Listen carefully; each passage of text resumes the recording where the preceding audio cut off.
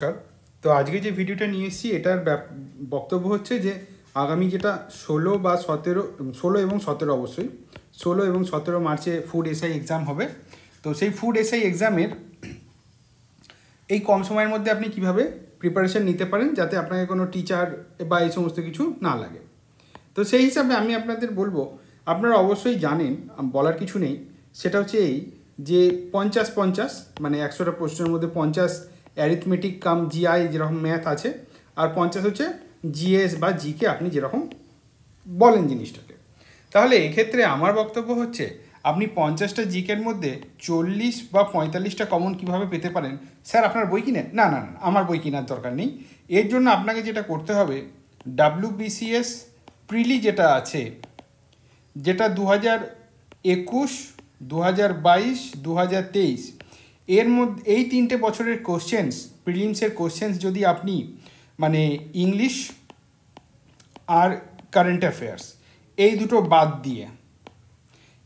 বাদ দিয়ে বাকি 150 নম্বরের মধ্যে ইতিহাস, ভূগোল, ইকোনমি, পলিটি ইত্যাদি ইত্যাদি যা রয়েছে, এইগুলো যদি আপনি দেখে যান, অন্ততপক্ষে 40 থেকে 45টা প্রশ্ন আপনি নিশ্চিতভাবে আমি বলতে পারি কমন পেয়ে যাবেন। এবার দেখুন, আপনাকে মানে সত্যি কথা বলতে ওই ভুল পথে চালিত করে আমার কোনো লাভ নেই।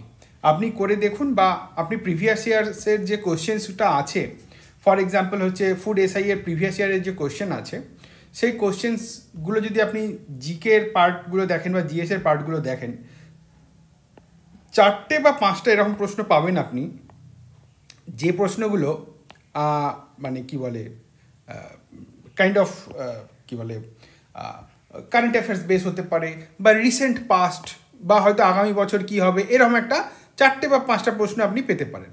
কিন্তু আপনি বাকি যে প্রশ্নগুলো রয়েছে সেগুলো অল অ্যালোন এই WBCS এর প্রিলিমসের স্ট্যান্ডার্ডে পড়লেই হয়ে যাবে। আর ম্যাথ জিআইয়ের জন্য আপনি কি করতে পারেন সেটার জন্য যদি আপনি আমাকে বলেন, আমি বলবো WBCS এর যে প্রিলিমসে যে মানে কি বলে, যেটাকে বলে জেনারেল ইন্টেলিজেন্স, জিআই, বা কিছু কিছু ক্ষেত্রে অ্যারিথমেটিক যেগুলো আছে, বিশেষ করে অ্যারিথমেটিকটা যদি আপনি ধরুন 2017, 18 এরকম সময় যে 2020 সালের যে ম্যাথ ট্যাথগুলো এসেছিলো ওগুলো থেকে প্র্যাকটিস করতে পারেন। তাহলে কি হয় দেখুন, পিএসসির একটা নিজস্ব স্ট্যান্ডার্ড আছে যেটা কেবলমাত্র পিএসসি মেনটেন করে।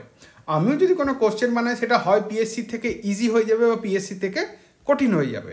তো পিএসসির ম্যাথসের জন্য আপনি এটা প্র্যাকটিস করতে পারেন। আর অঙ্কের একটা বিষয় আজ আপনি শুনে থাকবেন, অনেকেই রয়েছেন অঙ্ক দেখেই উত্তর করে দেন। অঙ্ক দেখে উত্তর করে দেন ব্যাপারটা তা না। একটা উদাহরণ দিয়ে বলি, যেমন ধরুন হয়তো বলা হচ্ছে যে 4,000 টাকা 8% সরল সুদ, সিম্পল ইন্টারেস্টে 2 বছর পর কত সুদে আসলে হবে, এরকম একটা অঙ্ক।